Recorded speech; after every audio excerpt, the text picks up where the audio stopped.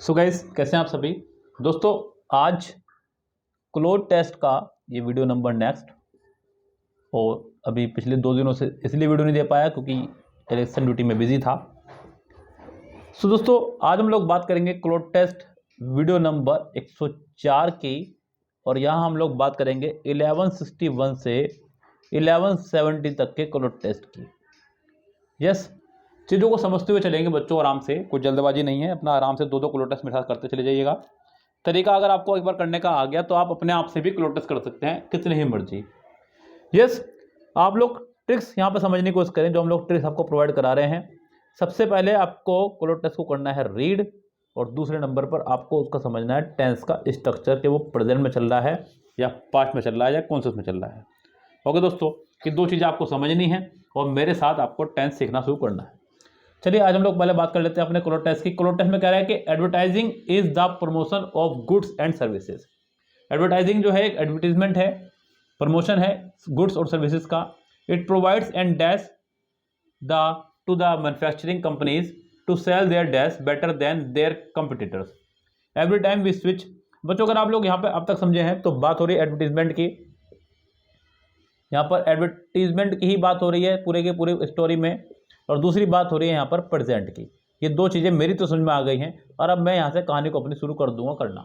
यहाँ से हम लोग क्लोज टेस्ट को शुरू करना शुरू करते हैं बच्चों। यहाँ पढ़िएगा ध्यान से। Advertising is the promotion of goods and services, it provides and dash. बच्चों अब यहाँ पे आप लोग ऑप्शन की तरफ चले लेकर के। It provides and dash. Option पहला दिया अपॉर्चुनिटी, दिख रहा है आपको साफ साफ यहाँ पे अपॉर्चुनिटी उसने दिया पहला ऑप्शन। नंबर 2 ऑप्शन उसने दिया आपको एक्सक्यूज, मतलब बहाना। नंबर 3 उसने ऑप्शन दिया ओकेजन, ओकेजन मतलब कोई अवसर। चलिए अच्छी बात है। उसके बाद उसने आपको ऑप्शन दिया वो है इवेंट। चलिए जी। सो गाइस, यहाँ कह रहा है कि ये आपको प्रोवाइड मतलब प्रदान करता है क्या क्या ये आपको एक अवसर प्रदान करता है? बहाना जी नहीं। ओकेजन, बच्चों ओकेजन तो अपना भी एक अवसर होता है, उसको प्रदान नहीं किया जाता, ये आया करती हैं। जैसे कि मान लो दिवाली एक ओकेजन है, होली एक ओकेजन है। यस, इसी तरह से ये चुनावी त्यौहार चल रहा है आजकल, तो चुनाव भी एक इलेक्शन ये ओकेजन ही हो गया एक तरह से समझो। इवेंट मतलब कोई घटना वगैरह, कोई अच्छी घटनाओं के लिए हम लोग इवेंट लगा देते हैं। तो गैस यहाँ आपका आएगा opportunity.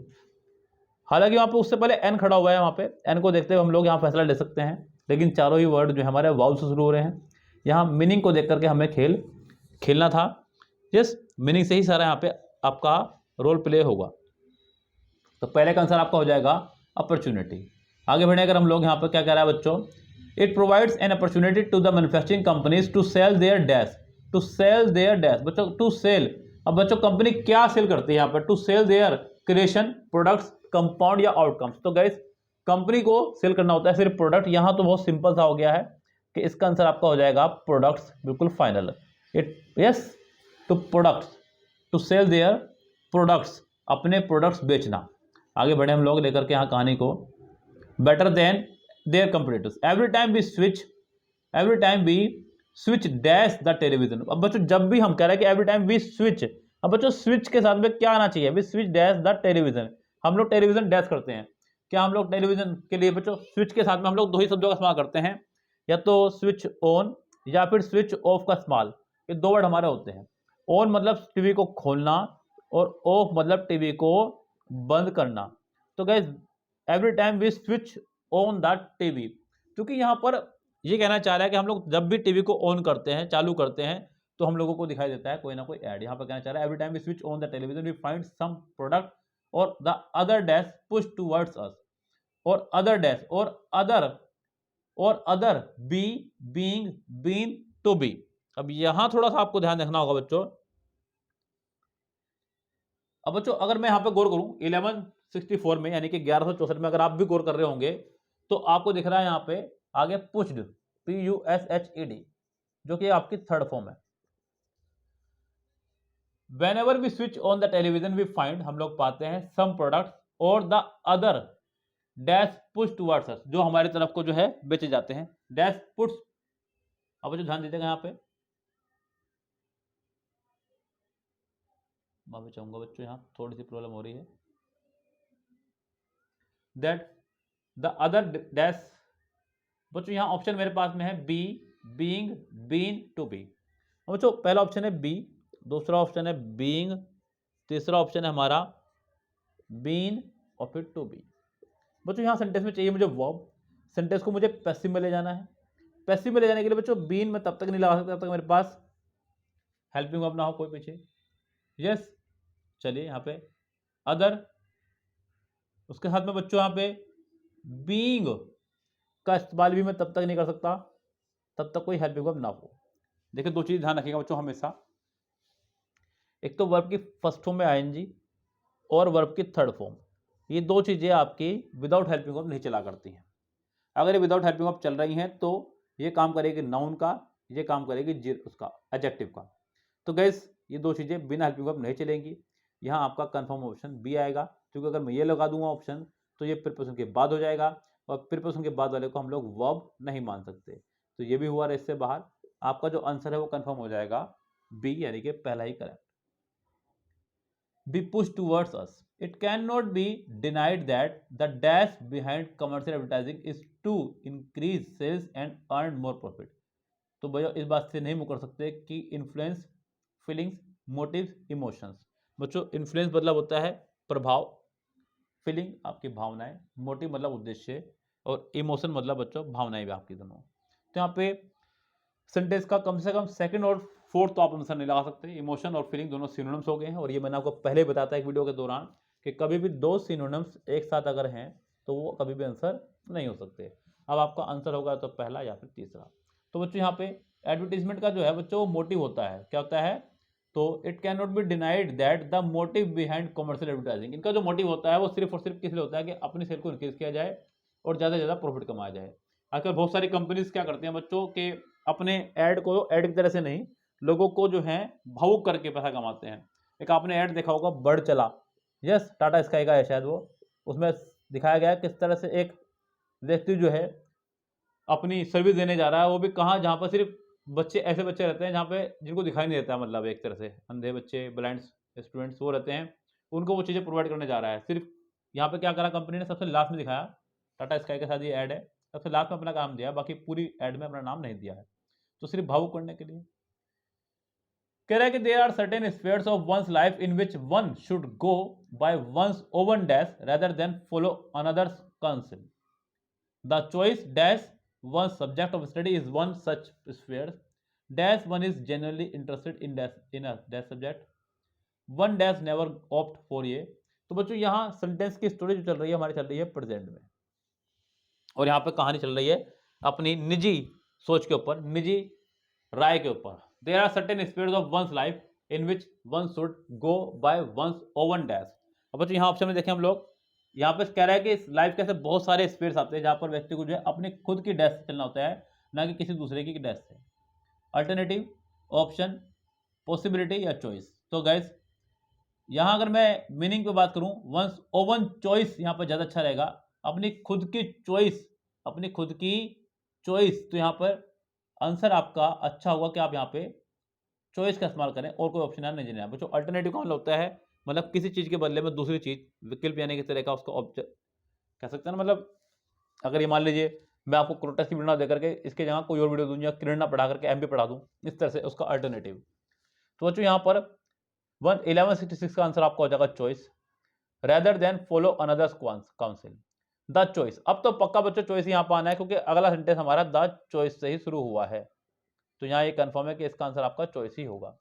The choice dash one's subject of study is one such sphere the choice between, the choice among या फिर कुछ भी, द चॉइस एट। अब बच्चों कह रहे हैं कि the choice at one subject of study, the choice of between among. बच्चों बिटवीन और अमंग का इस्तेमाल हम लोग करते हैं तब जब हमें कोई चीज़ किसी को डिस्ट्रीब्यूट करनी हो, दो लोगों के लिए या दो से अधिक लोगों में, जब किसी को डिस्ट्रीब्यूट करना हो तब हम लोग बिटवीन और अमंग का इस्तेमाल करते हैं। यहाँ पे कम से कम दोनों वर्ड नहीं आएंगे। दूसरी बात, एक दूसरे के सिनोनिम्स हैं तो यहाँ पे ये वैसे भी नहीं आएंगे। आपके पास बचता है ऑफ या एट। चॉइस के साथ में ऑफ भी लगा देते हैं, एट भी लगा देते हैं बच्चों, दोनों ही वर्ड आपके आया करते हैं। चॉइस का मतलब बच्चों पसंद करना किसी चीज़ को, यस गाइस, द चॉइस आपका पसंद करना। तो यहाँ पर अच्छा होगा कि हम लोग द चॉइस ऑफ का इस्तेमाल ज़्यादा करें, यहाँ ऑफ आपका ज़्यादा बेटर रहेगा बच्चों। The choice of, yes, the choice of one subject of study is one such sphere. Dash one is genuinely interested in a subject, although, even if, since, unless. यहां आपका सिर्फ और सिर्फ रोल है कंजक्शन का। अब जरा इन चारों को समझ लीजिए एक बार ध्यान से। जो पहली कंजक्शन से लगाई है although, ये आपका लगता है तब बच्चों जब सेंटेंस में कोई विरोधाभास की भावना पैदा हो रही हो। जरा सेंटेंस को पढ़ लेते हैं एक बार। although one is genuinely interested in the subject, one does never opt for it. बच्चों कह रहा है कि हालांकि एक बंदे ने जो है इसको इंटरेस्टेड लिया है बहुत ही अच्छे तरीके से, one dash never go opt for it, तो गए विरोधाभास की भावना यहाँ नहीं है। इवन इफ तो खैर यहाँ नहीं आएगा। सिंस हमारा तब लगता है बच्चों जब हम लोग सेंटेंस को एक तरफ परफेक्ट में और एक तरफ सिंपल पास में बना रहे हो, तो यहाँ सेंटेंस की भावना ये भी नहीं निकल के आ रही है। यस गैस, तो आपका सिर्फ और सिर्फ हो जाएगा अनलेस, यानी कि जब तक, unless one is genuinely interested in a subject, one does never opt for it. One does never opt for it. अब बच्चों यहाँ पे ध्यान देंगे हम लोग, one should never, बच्चों बात हो जब नैतिकता की तो हम लोग बात करते हैं सिर्फ और सिर्फ शुड की। किसकी बात करते हैं बच्चों? शुड की। तो यहाँ तो कंफर्म मैं शुड लगाने वाला हूँ क्योंकि बात हो रही है यहाँ पे नैतिकता की, सलाह परामर्श। जब इस तरह की बातें हो तो हम लोग शुड का ही इस्तेमाल क्या करते हो, किसी का इस्तेमाल नहीं करते हैं। शुड की जगह आप लोग ought to का भी लगा सकते थे इस्तेमाल, लेकिन यहाँ पर ought तो है, साथ में to नहीं है बच्चों। one ought to तो आप लगा सकते हैं, लेकिन one should never opt for it. India is already full of dash packs in round holes who are unfit for their roles and are doing more harm than good. बच्चों यहाँ पे इसने एक idiom का इस्तेमाल किया, कह रहा है कि dash pack in round whole. बच्चों ये एक इडियम है, बच्चों इडियम है हमारा ये कि square peg in round whole. बच्चों स्क्वायर पैग इन होल यानी कि मतलब छेद, आपका छेद राउंड है और आप इसके अंदर स्क्वायर पैग लगा रहे हैं, जो कि आपका नहीं आएगा। पैग पैग मतलब होता है जैसे खुंटी को बच्चों, तो बेमेल एक तरह से। यस, क्या हो जाएगा बच्चों ये बेमेल, या फिर कोई चीज किसी के लायक ना होना, उपयुक्त ना होना, अनुचित होना। तो यहाँ पे गैस आपका हो जाएगा, मतलब मैं ऑप्शन देखे बिना बता रहा हूं आपको आंसर इसका, already full of square PACS. देख रहे हैं बच्चों यहाँ पे आप लोग, तो ये एक इडियम है जो हमें याद करना है, और ये इडियम आपके वैसे भी काम आ सकता है नॉन भाई, स्क्वायर पैक इन अ राउंड होल। सो गैस ये थे आपके आज के क्लोज टेस्ट, और उम्मीद करता हूँ कि आपको खूब अच्छे समझ में आए होंगे। सो फिलहाल चलते हैं बच्चों, लेते हैं आपसे विदा, मिलते हैं आपसे नेक्स्ट वीडियो के साथ में। और अगर आपको 16,000 प्लस बुक से कंप्लीट क्लोज टेस्ट का बैच लेना है, जिसमें आपके लगभग 1400 क्वेश्चन हैं, 225 से 250 तक की वीडियोस हैं इसके अंदर बच्चों, इसमें माफी चाहूँगा बच्चों 125 तक वीडियो हैं, और लगभग 250 प्लस क्लोज टेस्ट है। तो ये सब चीज़ आपको मिलने वाली हैं एक ही जगह पर, एक ही प्लेटफॉर्म पर। आप हमें व्हाट्सअप कर सकते हैं हमारे डिस्क्रिप्शन बॉक्स में व्हाट्सअप नंबर पर। तब तक के लिए लेते हैं आपसे विदा, बाय बाय।